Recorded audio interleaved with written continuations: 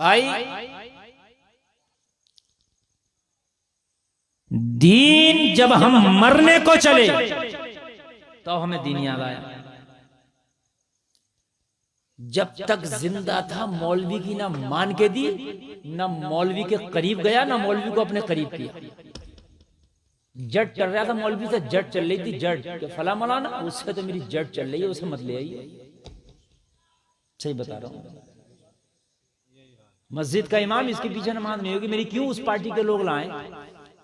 अरे पार्टी के कोई से भी लाए हैं, लेकिन है तो ये मौलाना वही कि जो मौलाना तू लाता। इसने भी वही कुरान पढ़ा है जो वो पढ़ता जो तू लाता। इसकी भी नमाज वही है जो तू लाता। इसका भी खुदा वही है जो तू लाता। इसके भी शरीयत वही है जो तू लाता। तो तेरे में और इसमें फर्क क्या हो गया? जटा हो रही है, जटा मस्जिद में ना, मैं नहीं पढ़ूंगा इसके पीछे नमाज। क्यों? ये वो पार्टी लाई है। अरे भाई कोई सी भी पार्टी लाई, लाई तो वही मौलाना है जो उसी कुरान को पढ़ेगा जिसे तू लाता। ये तो ये कह दो हमारे मौलाना तो कुरान अलग पढ़ते हैं हजरत, ये तो कुरान अलग पढ़ेंगे। हमारे मौलाना की तो नमाज भी अलग थी, इस मौलाना की तो नमाज भी अलग है। तब तो ठीक है, पार्टी बना ले भाई तू। और ये वो कह रहा होता जिसे नमाज खुद याद नहीं है। एक को तो मैंने पकड़ लिया, मैंने कहा तुझे खुद याद है नमाज? कहना अल्हम्दुलिल्लाह। मैंने कहा खाली तहियात सुना दे, सुनाई नहीं गई। मैंने कहा तेरी नमाज तो आला हजरत के पीछे भी नहीं होगी। सही बता रहा हूं मैं। अगर आला हजरत को भी, मेरी बात गलत नहीं है, जब तुझे खुद ही याद नहीं है तो कोई इमाम क्या लाया? किसी के गौसे आजम के पीछे पढ़ ले तू। खुद की याद नहीं है, नकटे बोले सकते, याद अपने नहीं है, उंगली इमाम पे उठाएगा। मसला खुद याद नहीं है। अगर इसके खिलाफ मसला बता दिया तो मौलवी के मुखालिफ हो जाता है कि नहीं मसला मेरे खिलाफ क्यों बताया मौलाना ने। मसला शरीयत से बताया जाता, तबीयत से नहीं बताया जाता। समझ रहे हैं आप? तो हमें दीन कब याद आएगा? जलसे वालों, जिंदगी भर तो मौलवी से जट करता रहा, इस मौलाना से मेरा 36 का आंकड़ा, जब मरा तो अब तो इतनी शरीयत याद आ गई। अब तो शरीयत का ये हाल है, ये हाल है मौलाना, कफन कैसे कटेगा बताओ? कफन बिल्कुल हंसने की बात नहीं है, तुम्हें चटकुल्ला बयान कर रहा हूं। कफन भी अब मौलाना से पूछा जा रहा है, हजरत बताइए कफन कैसे कटेगा? मेरी बात पे जरा गौर करना आप। अगर कब्र में दफन करने के बाद बेरी की डाली ना मिली तो मेरे भाई मिट्टी देने में देर कर दी गई। बेरी की डाली लेकर आओ, कहीं से लेकर आओ, जब तो फर्ज वाजिब नहीं है। हजरत बताइए हदनामा रखा जाएगा कि नहीं रखा जाएगा? जबकि जरूरी नहीं है। वो चादर डालो जिस पर कुरान लिखा हुआ, वो डाली जाती है मुर्दे के ऊपर, वो आयतल कुर्सी वगैरह लिखी होती है। जबकि डालना नहीं चाहिए, उसको डालने से क्या फायदा? पैरों के ऊपर तक आ जाती है, उस पर भी कुरान लिखा हुआ है। लेकिन अब तो कुरान से इतनी मोहब्बत है, मदरसे में गए हजरत 10 बच्चे दे दो, कब्र पे 2 दिन तक बैठ कर कुरान पढ़ेंगे। तो इतनी मोहब्बत आप नहीं हटने दे रहा, ना मौलाना को ना मदरसे के बच्चे को। तो बड़ी मोहब्बत हो गई 2-3 दिन तक साहब। जिंदगी भर कहां गई थी तेरी मोहब्बत? मरने के वक्त तो फिरौन ने भी कहा था आमनतु बिरब्बी हारून व मूसा। उसने भी तो कहा था मैं मूसा और हारून के रब पे ईमान लाया। मरने के वक्त तो सबको अल्लाह याद आता। कमाल तो जब है जब जिंदगी में खुदा याद आया हो। कमाल तो जब है। अब तो शरीयत का ये हाल है मियां, अब तो शरीयत पूछे मत, जो जैसे कह दे वैसे हो रहा साहब।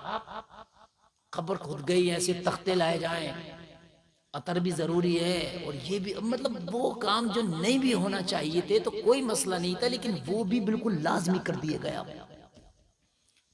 अब तो ये कुरान खानी वो कुरान खानी मार, तमाम मस्जिदों के कुरान एक ही मस्जिद में इकट्ठे कर लिए गए। अब तो 15 कुरान पढ़ दिए गए, तीजे में 30 कुरान। कभी जिंदगी में भी इसने कुरान से मोहब्बत की थी? कभी कुरान के फरामीन पे इसने अमल किया था? जिंदगी भर ज़कात डकारता रहा, जिंदगी भर शराबे पीता रहा, जिंदगी भर वालिदैन को सताता रहा। अब आप कुरान पढ़ पढ़ के चाहते हो कि बख्शिश करा दे, तो ऐसा नहीं है। जो नामा या माल का रजिस्टर तैयार किया था मियां, वो पढ़ा जाएगा मैदान महशर में। आप ये सोच रहे हो कि ये हम कुरान खानी करा के ये पढ़ना बंद करा दे, वो अलग बात है। कुरान का पढ़ना बाई से बरकत है, वो अलग बात है, हम उससे इनकार नहीं करते। लेकिन ऐसा भी नहीं है कि कुरान पढ़वाने के बाद में जो है ये जो रजिस्टर है तू इसको ही खत्म करा दे। ये कोई तेरी कचहरी और कोर्ट नहीं है कि तूने खरीद लिया और खरीद के जो है काम ही खत्म करा दिया, केस ही उड़वा दिया। ये मैदान महशर है, मिजान अमल कायम होगा। समझ में आ रही है कि नहीं आ रही है बात? हाँ, मिजान अमल कायम होकर रहे। इन बातों पे जरा गौर करें मेरे भाई। अगर लेडीज की मैयत है तो जब तक उसको कफन, जब तक वो मर भी गई, जब भी नहीं छोड़ते हैं उसका पीछा, मरने के बाद भी शरीयत की धज्जियां उड़ाई जाती हैं हमारे माशरे में। जिसका पर्दा मरने से पहले था उसका पर्दा मरने के बाद भी है। आपने देखा है किसी औरत का इंतकाल हो गया तो हमा शुमा सब आके उसके चेहरे को देख रहे हैं, और खास कर किसी मर्द का इंतकाल हो जाए तो पूरे इलाके की औरतें घेर के बैठ रही हैं, सब देख रही हैं। जब पर्दा जिंदगी में था तो पर्दा भी है। हजरत फारूक आजम का जब विसाल हुआ, रोजे रसूल में जब आपको दफन किया गया तो अम्मी आयशा कभी बेपर्दे के बगैर चादर के नहीं गई। समझे आप? आम चल रहा होता, आम जनाजा पड़ा है और जनाजे में पड़ा, ये औरत भी आ रही है, वो भी वहीं बैठ गई, वो भी वहीं, वो भी वहीं, ये भी वहीं। इस चीज का खास ख्याल रखें, मर गया और ये मर गई तो अब तो कम से कम ख्याल रखें इन चीजों का कि ये गैर महरम था, ये गैर थी, ख्याल नहीं। और उसके बाद में अब जो शरीयत पे अमल किया जाएगा, अब देखें आप, कब्रिस्तान में जब उसे कब्र में उतारा जा रहा है तो 5 कपड़ों पे लिपटी हुई है। जो जनानी मैयत है वो 5 कपड़ों में लिपटी हुई है। औरत के लिए 5 कफन का कपड़ा है क्या नहीं? लेकिन फिर भी चादर लगाते हैं चारों तरफ से। अच्छी बात है, बुरी बात नहीं है, मैं ये नहीं कह रही, बुरी अच्छी बात है। चादर लगा करके फिर कब्र में उतारते हैं, ऐसे होता है कि नहीं होता? लेकिन ये चादर तुम्हें अभी याद आई जब ये शादियों में मेकअप करके बाजारों में, मेलों में, ठेलों में, गलियों में बेपर्दा बाल खोल के घूम रही थी, जब तुम्हें चादर याद नहीं आती थी?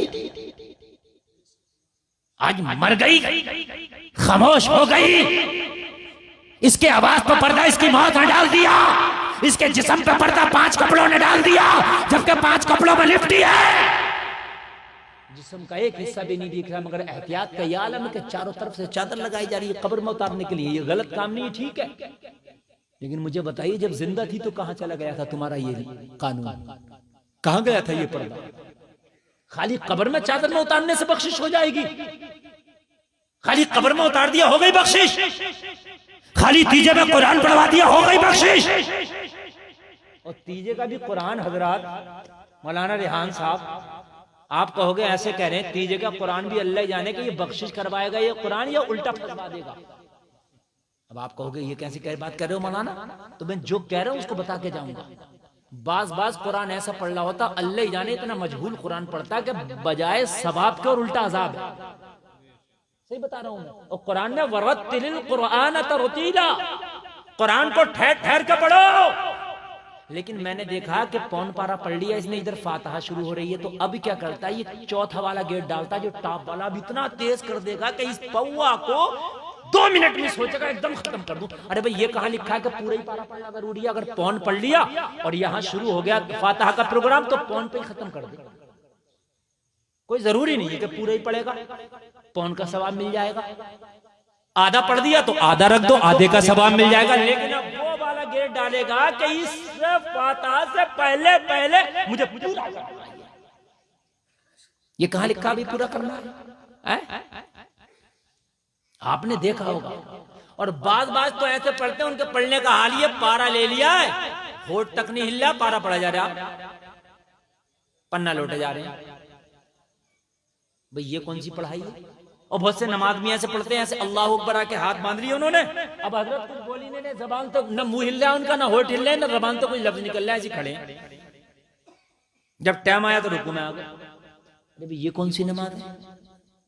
क़िराअत बिस्सिर का भी हुक्म यह है कि इतनी जोर से पढ़ो कि खुद सुन सको, कम से कम खुद सुन सको। बहुत से लोग खड़े पता ही नहीं है नमाज पढ़ी है। तो जब तक के तुम दीन नहीं सीखोगे, जब तक अल्लाह से नहीं डरोगे, जब सीख जाओगे, जानने वाले बन जाओगे, तो अल्लाह से डरने लग जाओगे, डरने लग जाओगे। भाइयों, आप देखते हो कि अगर 2 साल के बच्चे के सामने 11,000 की लाइन का तार नंगा डाल दो तो बच्चा छू लेगा, चाहे मर क्यों ना जाए। लेकिन अगर 20 साल के नौजवान के सामने कहो कि 1 लाख रुपये देंगे, 11,000 की लाइन का तार जा रहा, छू ले, तो नहीं छूगा। सही बात है कि नहीं है? इसने क्यों छू लिया और इसने क्यों नहीं छुआ, इसका फर्क बता दो। नहीं समझ में आया? इस 2 साल के ने क्यों छू लिया, इसे 11,000 की लाइन के मर गया है छू, और 20 साल के ने 1 लाख रुपए लेके भी नहीं छुआ। फर्क ये था कि ये 2 साल का बच्चा जानता नहीं था कि ये है क्या, इसलिए छू लिया। ये 20 साल का जानता था ये है क्या, इसलिए नहीं छुआ। अरे यही तो बात है कि नहीं है? मेरे भाई, जब तुम दीन सीखे हुए नहीं, तुम्हें पता नहीं, तो कुछ काम ऐसे भी कर जाओगे जिनके बारे में तुम्हें पता ही नहीं होगा और कर जाओगे। वो गुनाह क्या हुआ? बहुत से लोग ऐसे जुमले कह देते हैं जो जुमले कुफरिया हो जाते हैं, और खासकर गांव में कह देते हैं माशअल्लाह, बारिश अगर ज्यादा हो गई, धान फसल खराब होगी, तो कहते हैं अल्लाह को दिख ही नहीं रहा, पूरी फसल खराब हो गई माशअल्लाह। इस तरीके के जुमले बोल देते हैं क्योंकि तुझे पता नहीं है, इसलिए दीन सीखना जरूरी है। और दीन सीखने की कोई उम्र नहीं है, हर उम्र में तू दीन सीख सकता है। सहाबा की जिंदगियों को देखो, सहाबा की जिंदगियों 50 साल की जिंदगी में भी दीन सीखा, 60 साल में भी दीन सीखा, 70 साल में भी दीन सीखा। आप तो ये सोचते हो हम तो दीन सीख ही नहीं सकते, क्यों? हमारी तो टाइम निकल गया। मेरे भाई, दीन सीखने का कोई टाइम नहीं है। अब तो मौलाना बहुत है, अब तो आलिम बहुत है, किसी से फोन पे भी सीख सकते हो, बराह रास्त भी सीख सकते हो। दीन सीखने के लिए मेरे भाई आगे बढ़ो, आगे बढ़ो। बाद आदमी 70 साल का होकर मर गया, नमाज याद ना हो सकी, 70-50 साल का होकर मर गया, वजू का तरीका याद ना हो सका। वो जलसे में आने वालों मैदान महशर में ये नहीं कह सकते कि या अल्लाह हमें मालूम नहीं था इसलिए सही से हम नहीं कर पाए। नहीं नहीं, सदा के मुस्तहिक हो गए, वो तुम्हें पता नहीं था, ये तुम्हारी खता है। अल्लाह ने सारे हालात तुम्हारे लिए रखे हैं, अल्लाह ने उलमा को रखा, हाफिज कारियों को रखा, अल्लाह ने सिखाने वालों की कमी नहीं की है। ये तुम्हारी जिम्मेदारी है कि सीखना कैसे है, जानकारी हासिल करना कैसे है, ये जिम्मेदारी आपकी है। दीन सीखो, कैसे भी सीखो, ये आपकी जिम्मेदारी है। आप लड़ तो जाते हो मौलवियों से, जरा जरा सी बात पर लड़ा ना करो यार, दीन सीखा करो। जो तुम्हारे काम की चीजें वो सीखा करो। मरने के बाद ना, मरने के बाद कितने भी तुम फिर तुम्हारे लिए इंतजाम हो जाए, कुछ नहीं है। और मेरे भाई कान खोल करके सुन, मैन हिसाब तेरे मरने के बाद का नहीं होगा, तेरे मरने के पहले का होगा। मेरा जुमला याद रखना, मरने के बाद का हिसाब नहीं होगा कि बताओ कितनी तरह के फलों पे फातिहा कराई थी इसकी। फातिहा तो एक फल पे भी करा दो जब भी हो जाएगी, फल ना हो तब भी हो जाएगी। फातिहा के लिए फल जरूरी नहीं है, बिरयानी जरूरी नहीं है। फातिहा इसाले सवाब के लिए करते हैं, हो गई, चलो रख लिया तो कोई बात नहीं, शरीरी बन गई। ये पूछा जाएगा कि ये बता जिंदगी में कमाया कैसे था और इसे खाया कैसे था, ये बता, ये पूछा जाएगा। ये सारी चीजें मेरे भाई डर निकल गया इसलिए कि दीन के बारे में मालूम नहीं। हाय हाय जलसे में आने वालों जरा गौर करो, गौर करो। एक खातून इमाम मालिक की बारगाह में आई, वो इमाम जो शरीयत का इमाम है, जो शरीयत के 4 इमाम है उनमें एक इमाम इमाम मालिक है। उनकी बारगाह में आई, कहने लगी हुजूर एक मसला मालूम करना चाहती हूँ। हाय हाय जरा गौर करें। इमाम मालिक ने फरमाया खातून एक कोने में बैठ जाओ, कुछ लोग मेरे पास हैं, उनके मामलात को हल कर दूं, उसके बाद आना। एक कोने में बैठ गई। सारे लोगों के मामलात को इमाम मालिक ने सुन लिया और सुनने के बाद में फिर खातून को बुलाया, आओ लोगों जरा गौर करो। खातून आई, बैठ गई, चादर से अपने चेहरे को छिपाए हुए है, बैठ गई। आज करती हुजूर एक छोटा सा मसला है जो मुझे दरियाफ्त करना है। कहा फरमाओ, कहा बोलो। लोगों जरा गौर करो यार, इसको कहते हैं दीन, इसको कहते हैं शरीयत, इसको कहते हैं कलमा पढ़ने वाला या कलमा पढ़ने वाली। आज हमें तो पता ही नहीं है यार, जो गैरों के तरीके वो हमारे तरीके हैं, जो गैरों के काम वो हमारे काम है। बल्कि हकीकत बात तो ये है कि जब आज पूरी दुनिया का जायजा लिया गया कि पूरी दुनिया में सबसे ज्यादा फैशन और सबसे ज्यादा मेकअप कौन से मुल्क में होता है, तो सबसे ज्यादा फैशन और मेकअप वाला वो मुल्क निकला जो सिर्फ बनई कलमा ला इलाहा इल्लल्लाह की बुनियाद पर था। आपका पड़ोसी मुल्क पाकिस्तान पूरी दुनिया में सबसे ज्यादा फैशन वाला मुल्क निकला जो सिर्फ बनई कलमा ला इलाहा इल्लल्लाह की बुनियाद पर है। ये हाल तो हमारे हैं मेरे भाई, तो आज ये हमारे ऊपर मारना पड़ेगी तो क्या होगा। आज हमें कुछ पता ही नहीं है कि हम जा किधर रहे हैं। बस मस्जिद और मदरसों तक अपने दीन को सीमित कर दिया, बस बस यहीं तक मौलवियों का काम है। ये टोपी मौलवी के लिए जरूरी। अगर ये बिना टोपी के सुबह घूम रहे हो, मौलाना शरीफ साहब बिना टोपी के घूम रहे हो, तो 25 लोग बड़ी गौर से देखेंगे भाई मौलाना वाले इमामों के लिए नहीं है, दीन हल कलमा पढ़ने वाले के लिए हर कलमा। अच्छा ये कमेटी वाले क्या कर रहे हैं, कभी 10 उठ के उधर जाते, जैसे जनरेटर बंद होता 10 उठ के भागते हैं, देखो वो जा रहे देखो देखो 5-6 पूरा जत्था जा रहा है। जाओ बेटे कितना जाओगे, मैं भी देखूंगा तुम्हें कहां तक जाओगे, भागो कितना भागोगे। एक चोर ने एक बुजुर्ग का अल्लाह वाले की चादर चुरा के भागा, अल्लाह वाला कब्रिस्तान के रास्ते पे जाके बैठ गया। कहा चोर को नहीं पकड़ता, कहता भाग नहीं थे, कितना भागेगा, आगा यही को भाग, कितना भागेगा, कहां तक भागेगा, आगा यही। बहुत से लोग तो आते हैं, मजे की बात है, नहीं हो रही जलसे में मेरे भाई, ये जलसा मजे के लिए नहीं, जलसा इस्लाह के लिए है। सुभान अल्लाह, सुभान अल्लाह। मुझे बताओ ये बात है कि नहीं, अगर कोई मौलवी बुरा काम कर ले तो कानों पर हाथ रखते हैं, हाय हाय उस मौलवी ने ऐसा काम कर लिया। अच्छा मौलवी ने कर लिया तो हराम है, और तूने कर लिया तो कौन सा जायज था। जन्नत तो तुझे भी चाहिए, मुसलमान तो तू भी है। और कान खोल के सुनो लोगो, इस दीन को सिर्फ मस्जिद मदरसों तक न रखो, इस दीन को आम कर दो, गली और कूचों में आम कर दो, घरों में आम कर दो, हर जगह आम कर दो। इस दीन को इतना आम कर दो कि सारे लोग दीन के आदी हो जाए। सुभान अल्लाह, सुभान अल्लाह। कि भाई इनमें तो होता ही ऐसे, आदी हो जाए। अब मिसाल दूं मैं आपको, आप अगर हेलमेट पहन के न जाओ तो मेरी गारंटी है चालान हो जाएगा, रोक के दिखाइयो, बिलासपुर के चौराहे पे पकड़ के चालान करेगा, ठीक है। सिख अगर ना पहन के जाए हेलमेट तो कोई माइकल लाल उसका चालान नहीं कर सकता, इसलिए कि उसने ये बिल पारित करा लिया, उसने ये घोषित करा लिया कि भाई हमारी पगड़ी के ऊपर हेलमेट नहीं आ सकता, या तो पगड़ी रहेगी या हेलमेट रहेगा। इसलिए हम पगड़ी तो छोड़ नहीं सकते, इसलिए कि हमारे लिए अनिवार्य हम हेलमेट छोड़ सकते हैं, तो उनके लिए वो छूट हो गई। आदी हो गए अब लोग, आदी हो गए। बात समझ में आ रही है कि नहीं आ रही है। हमारा तो हाल ही है, अगर कोई बेटी पर्दा करने लगे, हिजाब करने लगे, तो उसकी मजाक दूसरी बनाने लगती है, बड़ी भारी मुल्लानी बन के दिखा रही है। अगर कोई नौजवान 5 वक्त की नमाज पढ़ के दाढ़ी छोड़ दे, टोपी ओढ़ने लगे, तो कहते हैं साहब ये तो बिल्कुल औलिया बने घूम रहे हैं। ऐसी जान मुसीबत में थोड़ी है, मिसालें दे रहे हैं कि साहब देखो दो। तो इसलिए नहीं ना कि मैं तो कोई शेख चिल्ली के चटकुल्ले बयान कर रहा हूं तुम्हारे सामने। जलसे में आने वालों दीन को इतना आम कर दो कि जमाने की नजर में ये चीज आम हो जाए। ये तो इनमें होता ही है, ये तो भाई होता ही है, इनमें है, इनमें। फिर देखो कौन तुम्हारी मुखालफत करेगा। आज हिजाब की मुखालफत हो रही है, पर्दे की क्यों हो रही है?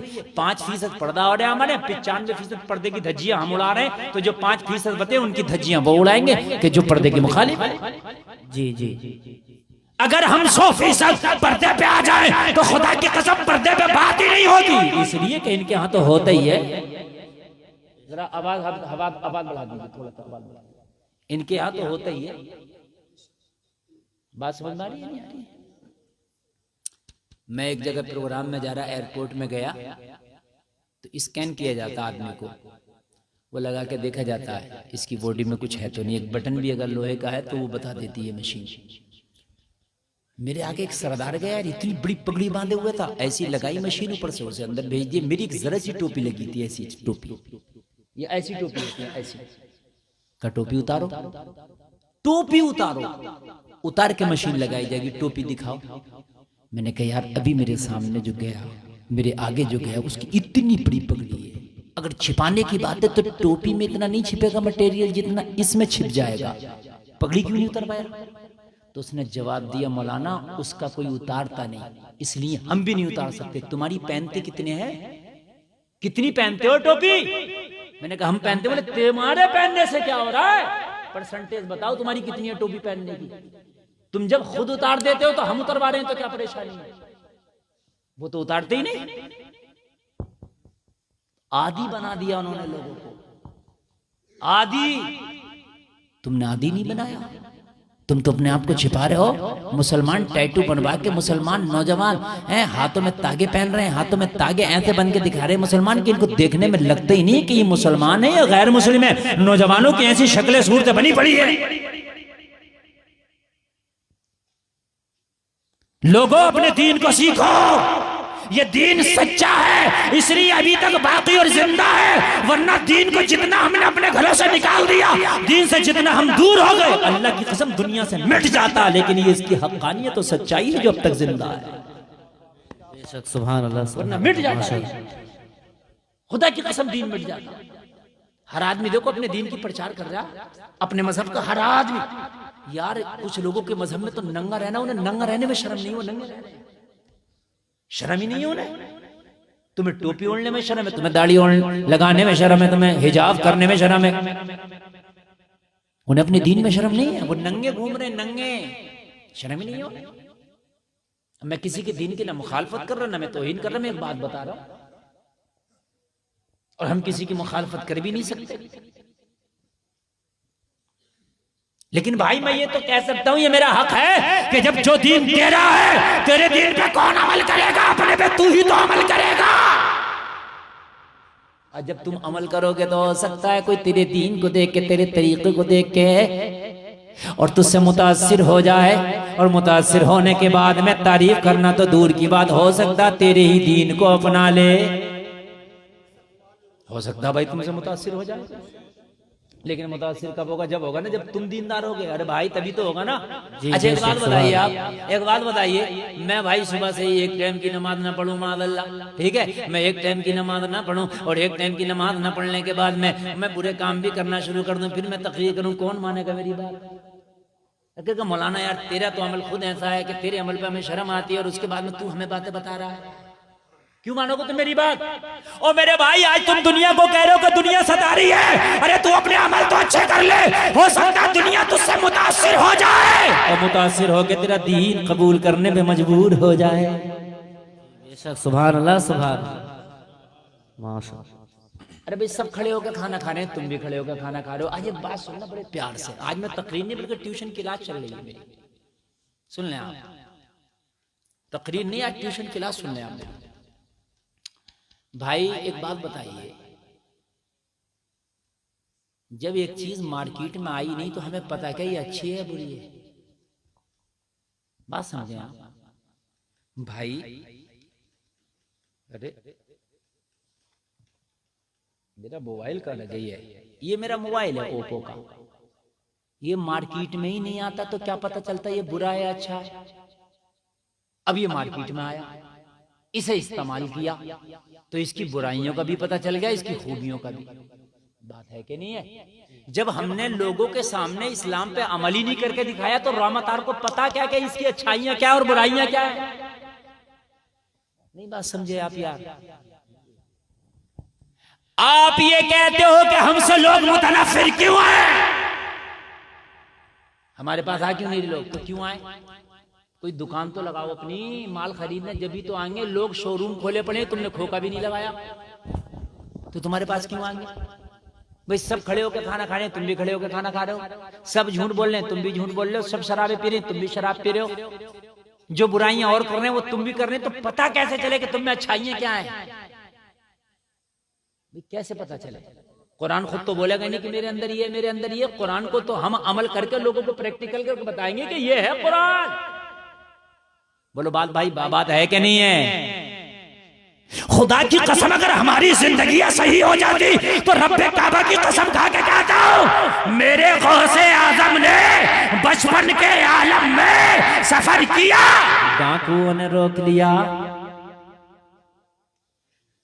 और रोक के कहा अब्दुल कादिर सबको लूट लिया, तेरे पास क्या क्या? 40 अशरफियां दे दी। आज का सोचेगा बड़े बेवकूफ थे माज़अल्लाह अब्दुल कादिर, दे दी। क्यों दे दी भाई? लेकिन वो चालाक थे। मैंने आलम तसव्वुर ने पूछा है मेरे गौस क्या जरूरत थी 40 अशरफियां देने की? तो कहा नहीं, मैंने सौदा फायदे का किया। मुझे अशरफियां नहीं बचाना थी, उनका ईमान बचाना था। मुझे अशरफियां नहीं बचाना थी, मुझे उनका ईमान बचाना था। मैंने अशरफियां दे दी और उनको तौबा करा के ईमान की हिफाजत करा दी। ये मेरे अब्दुल कादिर का किरदार था। मगर कब तौबा कराई? जब खुद सच बोले तो पता चला कि सच्चाई होती क्या है। बेशक बेशक, तब पता चला सच्चाई। अच्छा आप सच ना बोलते तो फिर पता क्या चलता सच्चाई क्या होती है? बोलो भाई सच्चाई क्या होती है, पता क्या चलता? जब खुद सच बोले तो पता चला सच्चाई यार इस्लाम में तो यही मदद अच्छा है, यही ठीक है, इसी पे अमल करो, इसी को कबूल करो। अरे खुदा की कसम तुम्हारे बच्चों को देख के दुनिया ने सीख हासिल की थी। आओ मैं तुम्हें बताऊं, हजरत हबीब अजमी कल्ला वाले इनकी बारगाह में एक शख्स आया जो बहुत बड़ा गुनाहगार था। कोई गुनाह छोड़ा नहीं था जो कर न लिया था। अर्ज करने लगा हुजूर, हबीब अजमी की बारगाह में बैठा और बैठ के रोते रोते अर्ज करने लगा हुजूर मैं कुछ कहना चाहता हूं अगर आप इजाजत दें। हबीब अजमी फरमाते हैं बोल क्या कहना चाहता है? कहने लगा हुजूर मेरी जिंदगी गुनाहों की दलदल में फंसी थी, कोई गुनाह था नहीं जो मैंने छोड़ा हो, मैंने हर गुनाह कर लिया था। हबीब अजमी ने फरमाया फिर क्यों आया है? हर गुनाह कर लिया था। तो कहने लगा हुजूर क्या बताऊं, गुनाह तो सब कर लिया था मगर मुझे एक 12 साल का दीनदार बच्चा क्या मिला, उसकी जिंदगी को देख के मेरी जिंदगी पलट गई, उसे देख के मेरी जिंदगी संवर गई। अरे आइडियल बनने के लिए भी तो कोई होना चाहिए। जब हम दुनिया और जमाने के सामने आइडियल बनेंगे ही नहीं तो जमाना समझेगा कैसे कि इस्लाम है क्या? भी बताना पड़ेगा ना इस्लाम क्या है यार। बात है कि नहीं, बताना पड़ेगा। अब हमने बताया ही नहीं किसी को भी, हमने तो मौलवी में छोड़ दिया, इनका काम है ये बताएं। तो ये बेचारे कहां बताएंगे? मस्जिदों में बताएंगे, मदरसों में, जलसों में बताएंगे, और ये कहां बताएंगे? तेरा अमल बताता पूरी दुनिया को इस्लाम क्या है। तेरा अमल के इस्लाम क्या है? जब तेरा अमल बताता तो पूरी दुनिया कहती। अभी दिल्ली के अंदर एक ऑटो चलाने वाले के ऑटो में एक अंग्रेज खातून का बटुआ वॉलेट छूट गया जिसके अंदर $1000 थे, लेकिन नमाजी था, नेक था, वो चली गई। इस ऑटो चलाने वाले ने इसको फिर से ढूंढा, इस अंग्रेजन को फिर से ढूंढा और ढूंढने के बाद में कहा तेरा वॉलेट मुझे मिल गया था, मेरे इसमें रह गया था, लिहाजा इसको तू संभाल। कहने लगी ये इसमें तो $1000 तेरा काम हो जाता। कहने लगा मैडम मेरा काम तो हो जाता लेकिन मेरा मजहब बदनाम हो जाता। मेरे मजहब में नहीं है, मेरे मजहब में नहीं है। मैं किसी का एक सिक्का भी बगैर इजाजत नहीं ले सकता, मेरा मजहब इसकी इजाजत नहीं देता। उसने कहा था मजहब इस्लाम सबसे बेस्ट मजहब है, अगर पूरी दुनिया का कोई लाजवाब मजहब है तो वो मजहब इस्लाम है। बेशक सुभान अल्लाह। गोरी ने ये बयान दिया था जो इस्लाम के मुखालिफ वो कह रहे थे। कब कह रहे थे? जब उसने दिखाया कि इस्लाम ये तब न कह रहे थे। जरा गौर कर, हबीब अजमी की बारगाह में अर्ज करता, हुजूर ये कल की बात है, मेरी बीवी ने कहा कि अपने सारे दोस्तों की दावत कर दो, आज शाम को घर पर पार्टी होगी, नाच की, गाने की, रक्स की, सुरूर की, शराबों के जाम चलेंगे। कहने लगा हुजूर बहुत बड़ी पार्टी का मैंने अपने घर पे इंतजाम किया, मैंने सारे दोस्तों की दावत कर दी, शाम पे मेरी रंगीन शाम होती, मेरे घर का पूरा माहौल रंगीन होता, मेरे घर पर रक्स और सुरूर की पार्टी होने वाली थी। मेरी बीवी ने मेरे सारे दोस्तों की दावतें करा दी, मेरे शराबी दोस्त थे, मेरे जवारी दोस्त थे, मेरे ओबाश दोस्त थे, मेरे दोस्त वो थे जैसा मैं था वैसे ही मेरे दोस्त थे। बीबी अजमी ने फरमाया फिर कहना क्या चाहता? कहने लगा हुजूर मैंने सबकी दावत करके घर पे आया, मेरी बीवी ने मुझे एक पर्चा थमाया और कहा एक काम करो कि बाजार से ये सारी खाने पीने की अशिया ले आओ, क्योंकि शाम को दावत पार्टी होगी तो खाने पीने के सामान की हाजत पड़ेगी। इसलिए मैं बाजार गया और बाजार जाने के बाद लिस्ट के मुताबिक मैंने सारी चीजों को खरीद लिया। कहने लगा हुजूर खरीदने के बाद में मैंने सारी चीजों को पोटली में जमा कर लिया। हुजूर पोटली में जमा करने के बाद में मुझे एक मजदूर की तलाश हुई कि मजदूर कोई मेरी पोटली उठाए मेरे घर तक ले जाए, लेकिन हुजूर मुझे कोई दोस्त ना मिल सका। जब ना मिल सका तो मैं 2 कदम आगे बढ़ गया। आगे बढ़ के मैंने क्या देखा कि 12 साल का बच्चा है, चेहरे पे हुस्न की बरसात है, चेहरा लाजवाब है, निगाहें झुकी हैं, अंदाज लाजवाब है, हुस्न लाजवाब है। मैंने कहा बेटा कैसे खड़े हो? बच्चे ने जवाब दिया मजदूर हूँ, मजदूरी की तलाश है, लेकिन आज सुबह से कोई काम ना मिल सका इसलिए बाजार में खड़ा हूँ। हबीब अजमी से कहता हुजूर मैंने बच्चे से कहा मेरी सामान की पोटली है, इसे उठा के अगर मेरे घर तक ले चले तो तेरी मजदूरी तुझे दे दूंगा। बच्चा राजी हो गया, मेरी और बच्चे की 3 दिनार की दहाड़ी तय हो गई। कितनी? जोर से बोले 3 दिनार तय हो गया। बच्चे की उम्र थी 12 साल, पोटली का वजन ज्यादा था। मैंने बच्चे के सर पर पोटली रखाई तो बच्चे के कदम डगमगाने लगे, इसलिए कि 12 साल के बच्चे पे आप ज्यादा वजन तो नहीं रख सकते ना। लेकिन कहने लगा हुजूर मैं तो बहुत जालिम आदमी था, मुझे बच्चे के ऊपर तरस ना आया, रहम ना आया। मैंने कहा जल्दी लेके चल। बच्चा कांपने लगा, बच्चे का सांस फूलने लगा, बच्चे के पसीने में कपड़े भीग के, लेकिन हुजूर मुझे तरस नहीं आया। मैंने 3 दिनार के बदले बच्चे पे जुल्म करना शुरू कर दिया। बच्चे के सर पे मैंने पोटली रख के वजन ना देखा।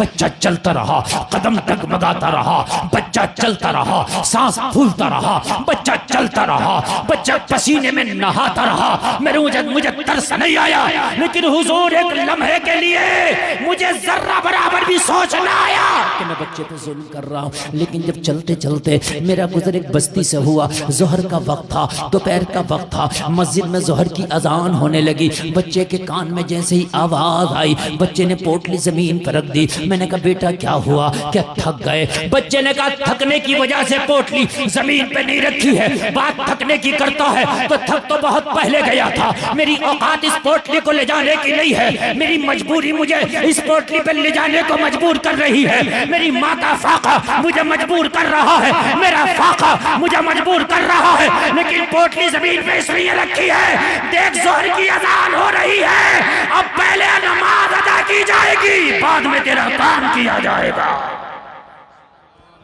सुभान अल्लाह। पहले नमाज अदा होगी, बाद में तेरा काम होगा। जरा गौर करो जलसे में आने वालों, जरा गौर करो। कहने लगा हुजूर बच्चे ने जब नमाज की बात रखी तो मैंने कहा तू मेरा मजदूर है, अगर मैं नमाज ना पढ़ने दूं तो? बच्चे ने कहा अगर तू मुझे नमाज नहीं पढ़ने देगा तो तुझे क्या मिलेगा?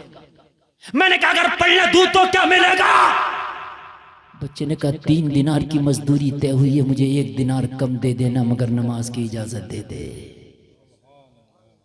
हाय हाय हाय यार, जब तुम मजहब पे अमल करके दिखाओगे तब ना पता चलेगा मजहब क्या है। मैंने बच्चे से कहा बेटा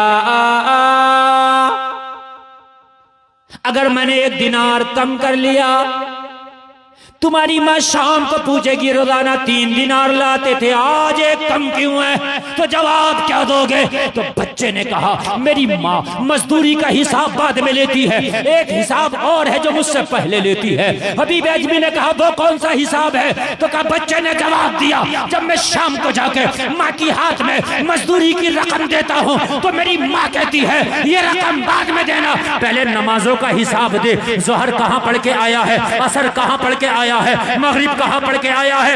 अगर मेरी एक नमाज भी छूट जाए तो मेरी माँ मेरी मजदूरी का पैसा कबूल नहीं करती। मेरी माँ कहती है जो पैसा जो रकम जो दिरहम और दीनार नमाज छोड़ के कमाया गया है, मैं उसे अपने इस्तेमाल में नहीं लाऊंगी। फाके से सो सकती हूँ मगर इनका इस्तेमाल नहीं करती। बेशक सुभान अल्लाह सुभान अल्लाह। नारे तकबीर, नारे रिसालत, मसलके आला हजरत मुफ्ती मोहम्मद गुलफान रज़ा साहब क़िबला, नारे तकबीर, नारे रिसालत। जरा गौर करें, जरा गौर करें मेरे भाइयों, जरा गौर करें। कैसी माँ होगी। आज अपने बच्चों से पूछते हो तुम कि मेरे बच्चे ये तो बताइए कमाई लाया था, इसका हिसाब दे, कमाता कैसे, कहां से, कहीं हराम तो नहीं है इसमें, नहीं पूछते हम। हमारे बच्चे अगर कोई वो चीज ले आए कि जो हमारे पास नहीं है, फिर भी पूछने की कोशिश नहीं करते।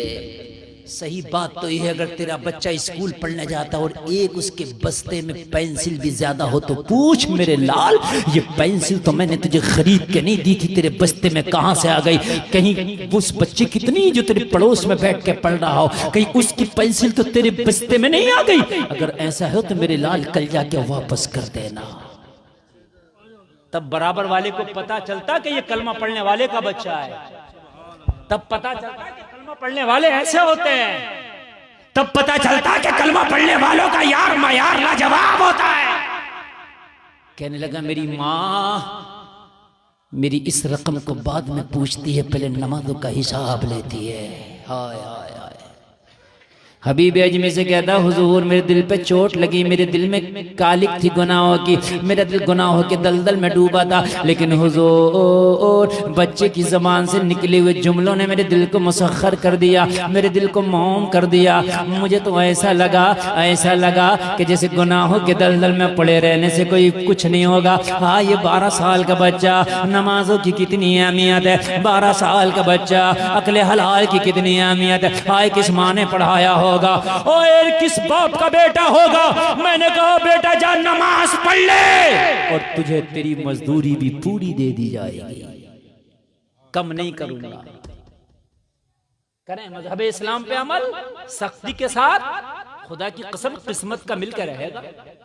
आप सोचते हैं कि नमाज पढ़ूंगा तो यार खेती कौन करेगा, नमाज पढ़ूंगा दुकान कौन बेचेगा, नमाज पढ़ूंगा कारोबार कौन करेगा। किस्मत का मिलकर रहेगा। तेरी किस्मत का तो अल्लाह तेरे दुश्मन से भी दिला देगा, दुश्मन से भी।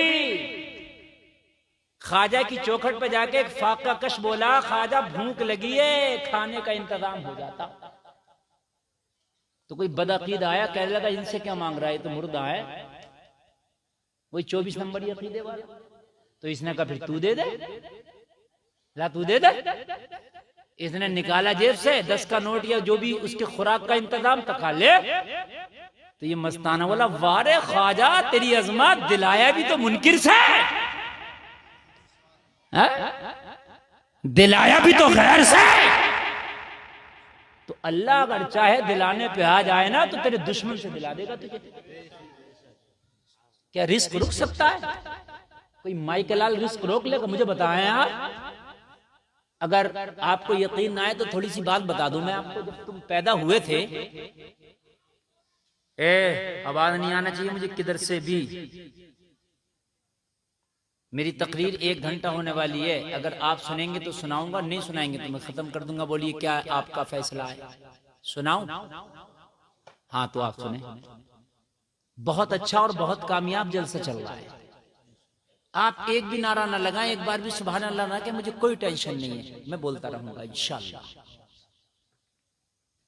एक बात बताएं, आज तो आपकी दुकान है, कारोबार है, आज हालात है, आलात है आपके पास, तो अब डरते हो भूखा मरने से? जब तू पैदा हुआ था तो तेरा क्या कारोबार था मुझे बता। तू कहेगा मेरे अब्बा की बसें चलने दी, ट्रक चले। तेरे अब्बा के थे, तेरा क्या था? तेरा अब्बा तो खाना खाता था, रोटी खाता, तू खा लेता खाना जब पैदा हुआ था तो? बोलो, नहीं खा सकता ना यार, ये तो बाद में खाया ना। किसका बच्चा पैदा होते ही रोटी खाता, गोश्त खाता? बताइए मुझे। किसके बच्चे ने पैदा होते ही रसगुल्ले खाए? किसके बच्चे ने पैदा होते ही जो है साहब ये मुर्गे बकरे और ये हलवे और माड़े खाए? क्या था तेरे पास? कुछ नहीं।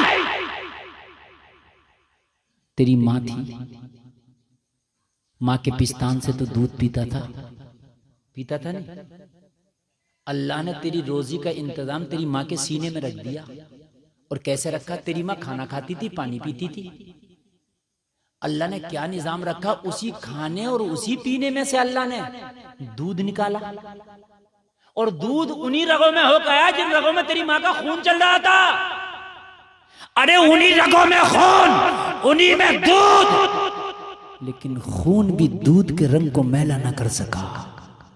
शफाफ और साफ और लाजवाब दूध तेरी माँ के जरिए अल्लाह ने तेरे मुंह तक पहुंचा दिया। तेरी माँ की हड्डियों से, तेरी माँ के गोश्त से, तेरी माँ के खून से वो निकला, गिजा से निकला। अरे मेरे भाई कोई फिल्टर लगा हुआ है? मुझे बताइए। अरे यार मादा के अंदर, चाहे वो इंसानों में मादा हो या जानवरों में हो, दूध देती है, दूध निकलता, कोई फिल्टर है अंदर? लेकिन अल्लाह की कुदरत देखो, बच्चे की ग़िज़ा के, बच्चे के नसीब से अल्लाह दूध अलग करता है, खून अलग करता है, फजला अलग करता है। क्या निज़ाम कुदरत है अल्लाह है? जब अल्लाह ने जब नहीं रोका तो तेरी किस्मत कब रोक देगा, जब तू सब कुछ हाथ पैर मारने लायक हो गया। मगर कहते हैं मौलाना जब तक 2 नंबर का धंधा ना करें, जब तक मालदारी नहीं आएगी। हमने कहा 2 नहीं तो 4 नंबर का कर ले, 50 नंबर का कर ले, मिलेगा इतने जितना अल्लाह ने तेरी किस्मत में लिख दिया है, इससे ज्यादा नहीं मिल सकता। किस्मत का मिलकर रहेगा। इस लड़के ने कहा चाहे 1 दिनार कम दे देना, मगर मुझे नमाज पढ़ने दो। तो कहा यार जा दिनार भी पूरे 3 ही ले लेना। तूने मन चंगा कर दिया यार बात करके। उम्र तो 12 साल है, लेकिन यार कितना पाबंद है तू शरा। मन खुश हो गया। हबीब अजमी से कहता हुजूर, जो दिल में अंधेरा था मोहब्बत का एक चिराग जल गया। और दिल में ये बात हुई कि लाओ यार इसे इसकी पूरी मजदूरी दे दे, नमाज पढ़ने कह रहा है तो इजाजत भी दे दे। दे दी इजाजत और चलने पढ़ने चला गया। चला गया नमाज पढ़ने। नमाज पढ़ने के लिए जब चला गया, नौजवान काली टोपी वाले, मेरे भैये उठने का टाइम नहीं है। मुझे बड़ी तकलीफ होती है कोई उठ के जाता है, तो मैं बड़ी मोहब्बत से तकरीर कर रहा हूँ। इसलिए तकरीर कर रहा हूँ कि जलसे आसान नहीं होते, जलसे बड़ी मुश्किल से होते हैं, समझे भाइयों। और हालात ऐसे हैं कि आने वाले दौर में पता नहीं ये जलसे जो होने ये भी हों कि नहीं हों। इसलिए जो मैं आपको बता रहा हूँ ये गनीमत है, इसे सुने और अपनी झोली में डाल के जाए। लेकिन सबसे पहला जो नमाजी निकला हबीब अजमी से कहता है ये शख्स, हुजूर वही मेरा मजदूर बच्चा था जो 3 दिनार तो मेरी पोटली मेरे घर लेके जा रहा था। मैंने कहा बेटा इतनी जल्दी नमाज कैसे पढ़ ली, अभी तो कोई नमाजी निकला नहीं मस्जिद से। तो बच्चे ने जवाब दिया मैंने सिर्फ 4 फर्ज पढ़े हैं जमात से, 2 सुन्नत 2 नफल रह गया, वो घर जाके पढ़ूंगा। इसलिए कि मैं तेरा मजदूर भी तो हूं। अगर तेरे काम में ज्यादा देरी हो गई, तुझे तकलीफ हो गई, तो फिर मेरी रोजी हलाल नहीं रहेगी। हाय हाय। मसला ये है कि सुन्नत और नफल घर में पढ़े जा सकते हैं, फर्ज नमाज जमात के साथ मस्जिद में पढ़ो। हबीब अजमी से कहता हुजूर बच्चे ने कहा तुझे भी तकलीफ देना मेरा मकसद नहीं था। इस्लाम में किसी को तकलीफ देना मकसद नहीं है। मैंने तेरा काम की जिम्मेदारी ली है, तो जितना टाइम में तेरा काम होना चाहिए उतने टाइम में तेरा काम करके भी रहूंगा। हमारे क्या होता है, अगर मजदूरी पे चला गया तो आगे कुछ सड़क ही नहीं रहा, बीड़ी पे बीड़ी, बीड़ी पे बीड़ी, बीड़ी पे बीड़ी, बीड़ी पे बीड़ी। और अगर वही ठेका ले ले तो 3 दिन का काम अकेला लपेट दे। ये क्या हो रहा है भाई? चलो 19-20 तो होता, समझ में आता, लेकिन ठेके पे 3 दिन का लपेट दिया। और 700 की दिहाड़ी पे तुझे ले गए, 500 की दिहाड़ी पे ले गए, तो आगे नहीं समझ रहा है। तो जायज करके खाओ भाई, हलाल नहीं है ये रोजी, हलाल नहीं होगी, हलाल करके खाओ। ऐसा देखा जा रहा, खूब देखा जा रहा है ऐसा। किसी को मजदूरी पे ले जाए तो करने तैयार नहीं है, उसे ठेका दे दो तो रुकने तैयार नहीं है। फिर तो ना रात देख रहा है ना दिन देख रहा है। कहने लगा मैं वक्त पर काम पूरा भी करके दूंगा तुझे, ये भी मेरे दीन का तकाजा है। मैंने देर लगा दूंगा तुझे तकलीफ होगी। हाय हाय हबीब अजमी से कहने लगा हुजूर बच्चे की बातें तो दिल में घर कर गई, दिल चाहता था इसे मुर्शद बना लूं, मैं इसका मुरीद हो जाऊं, दिल चाहता था इसे पीर बना लूं, मैं इसका मुरीद हो जाऊं, बच्चे की बातें दिल में घर कर गई। मैंने कहा बेटा एक काम करो, ये पोटली हमारे ही सर पर रखवा दो, हम लेके चलते हैं, तुम्हें तुम्हारी दिहाड़ी दे देंगे। अब हमारा मन ये गवारा नहीं है हमें क्या पोटली तेरे सर पर। हाय हाय बच्चे ने कहा नहीं ये भी नहीं करूंगा मैं। मेरी माँ ने कहा बेटा जो करना नहीं वो लेना नहीं। आज चलना ना हमारे यहाँ अस्पताल में एक मरीज भेज दिया, डॉक्टर के पास फोन कर दिया, आ गया मेरा, इसे काट चाहे कुछ भी करे मेरा हिस्सा लग रहा। और क्या कहते हैं कमीशन चल रही है, कमीशन चल रही है, मर जाएगा, मरने के बाद तेरी हालत खराब कर देगी ये कमीशन। कमीशन चल रही है, कमीशन खाता फिर रहा।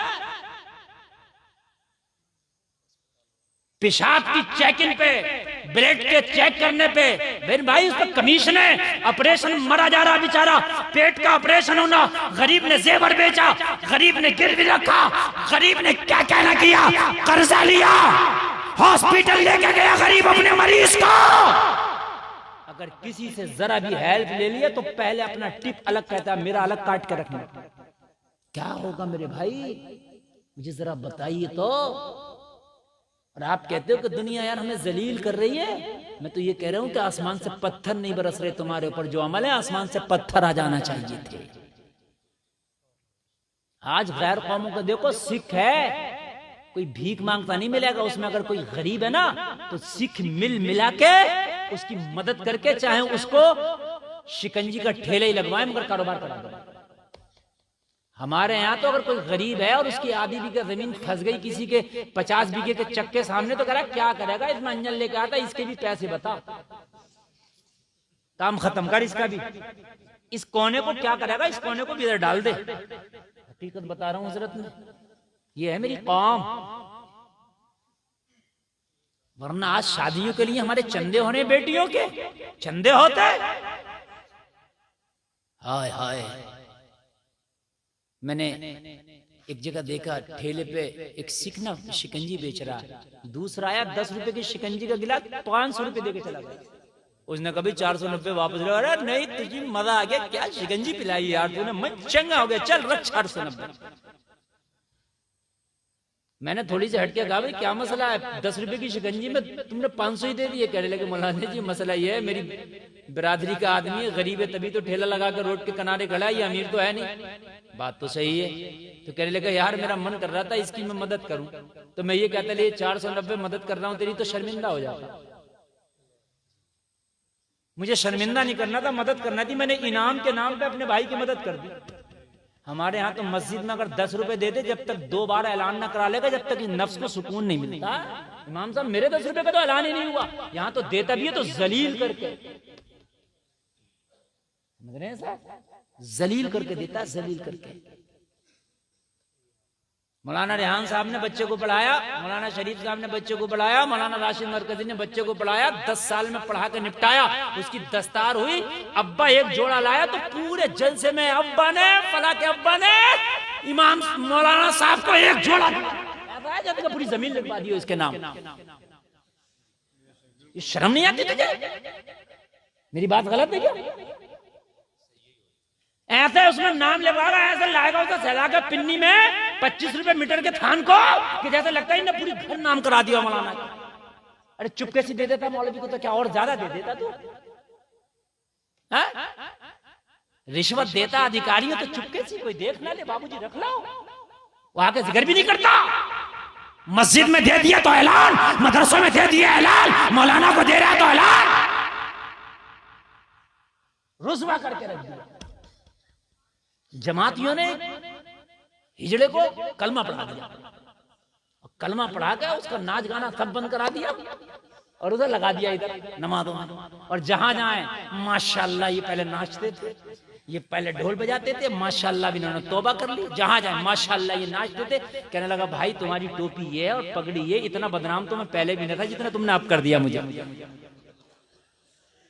इतना बदनाम तो मैं पहले भी नहीं था जितना तुमने मुझे अब कर दिया यार। जहां जाओ भाई इज्जत का जनाजा। अरे भाई जब नाचता था, अब तो कम से कम यार लाज रखो। हद हो गई है साहब। अगर मौलाना को कुछ दे भी दिया, कुछ कर भी दिया तो ऐलान पे ऐलान, जब तक उसे जलील न कर देगा। मुझे बताओ मेरे भाई कहां जा रहे हो आप, किधर जा रहे हो? है? इस्लाम के कवानीन पे अमल नहीं करोगे लोग तुम्हें जलील करेंगे। आप खैरियत के लिए जाते हो किसी बीमार की, एक तो वो बीमार पड़ा, 1000 रुपए रोज की दवा चल रही है, कारोबार में ताला लग गया, बच्चे छोटे छोटे, और जाके हम खाना भी वहीं खाते हैं, नाश्ता भी वहीं करते। क्या करने हो? खैरियत लेना आया तू और जमीन में घुसाने आया। 1000 रुपए रोज की इसकी दवा चल रही है और 10 लोग सुबह से लेकर शाम तक खैरियत के लिए आ गए। एक आदमी के नाश्ते में 200 रुपए उठ जाते हैं। क्या आप समझ रहे हैं? मेरी बात गलत तो नहीं है? और खाना और नाश्ता मामूली सा कर लियो आप, कितना भी हल्के हाथ से 500 का नोट जाने जाना है। ये बात भी मेरी गलत नहीं होगी, इससे भी आप मुत्तफिक होंगे। अगर 5 लोग सुबह से लेकर शाम तक खैरियत के लिए आ गए तो नाश्ते और खाने में 1000-1500 लुढ़कना कोई बड़ी बात नहीं है। तो 1000-1500 इस गरीब के दवा में चल रहे, तो 1000-1500 भी इसमें लुढ़क रहे। बच्चे बेचारे कर्ज के बोझ तले दब गए, बाप के कारोबार में ताला लग गया, आखिरकार गरीब मर गया। बच्चों का कारोबार तो बाप के जीते जी बंद हो गया था, लेकिन हमने खैरियतों में इतना कर्जे में डाल दिया कि जो यतीम बच्चों के पास घर बचा था, बाप के मरने के बाद भी वो भी बेचना पड़ गया। कर्जा कहां से देते? खैरियत ही न जाने, शरीयत ये बता रही है। और शादियों में जाएंगे तो लिफाफे दे के आएंगे, लिफाफे। वो सौंफ रख लेता है जरा सी, 500 रुपए में देता है इतनी सौंफ। ये बता रहा हूं मैं, इतनी महंगी सौंफ कर दी है शादियों की, इतनी महंगी सौंफ कर दी है कि वो टेबल रख। अरे क्या करना बैठा तू? बोले वो साहब वो लिफाफे लिखे जा रहे हैं। क्यों लिखे जा रहे हैं? मतलब क्या? बोले दे के जा रहे हैं, हम इनके घर देंगे। यही तो मतलब होता है ना। मैंने कहा कौन सा माई का लाल है जो ये कह दे मैं 100 के 100% लिफाफा वापस कर दूंगा। एक बात, मेरे भाई की शादी हुई, मुझे तो पूरी धावनी हसनपुर के लोग जानते हैं और पूरी लहसोई के जानते हैं। मैंने आपको दावत दी, मेरे चेहरे पे आप आ गए मेरे घर में, और आपने मेरे भाई की शादी में सबने लिफाफे दिए। पता चला 500 लोगों ने लिफाफे दे दिए मौलाना गुलफाम को। अब वो यही तो है कि मौलाना गुलफाम लुटाएंगे, वो कर्जा होता है। अब मौलाना गुलफाम को रखा टाइम तो तुम्हारे 500 के लुटाते फिर। अरे भाई नहीं पहुंच पाएंगे आप, मेरी गारंटी है। बताओ 100%। कभी काम लग गया? कभी पता चला एक जगह शादी एक जगह मैयत, आप मैयत में गए शादी में नहीं गए? अच्छा आप मर गए, आपके बेटे ना जा सके, मामले आपसे थे, आपके बेटों से नहीं थे। अरे भाई लिफाफा तो मेरे चेहरे पे दे दिया ना, मेरे भाइयों के चेहरे पे तो नहीं दिया ना। मैं मर गया, क्या पता भाई का मामला ना रखा, भाई ना जा सके, तो ये कौन देगा मैदान महशर में ये लिफाफे? पूछो मौलाना शरीफ साहब से, देना पड़ेंगे ये लिफाफे। कहां से दोगे? ये कर्जा है, और कर्जे की नीयत से दिए भी जाते हैं और कर्जे की नीयत से लिए भी जाते हैं। और बहुत से तो लिफाफे ऐसे हैं कि कॉपी में लिखने वाले हैं लिखे, वो आज तक नाम ही ना पड़ेगा, देखे कौन गया था। ये बात भी सही है। अगर 100 है तो उसमें 2-3 नाम ऐसे होते हैं वो पढ़े ही नहीं जा रहे हैं, ऐसे भी होते हैं। क्या लिख दिया इसमें? ये लिफाफे बंद करो। ये चाहे खाने मुख्तसर करो शादियों में, अगर हिसाब नहीं है तो शादियों में खाना मुख्तसर करो, मगर ये कर्जे बंद करो। तेरा कोई भाई बीमार है तो जब उसकी खैरियत के लिए जा, तो कर्जे के तौर पर नहीं, बल्कि उसके हाथ में वापसी में 100-500 का नोट दबा के, यार कुछ खाने के लिए लाना चाहते थे, हम नहीं लाए, पता नहीं डॉक्टर ने क्या मना किया, क्या इजाजत दी है, इसलिए ले, जो दिल करे वो खा लेना। सुबह से लेकर शाम तक अगर 5-10 लोग भी 100-200 रुपए देंगे तो हजारों रुपए आ जाएंगे। और ये कर्जे के तौर पे ना देखे आओ, बल्कि इसकी मदद के तौर पे देखे आओ।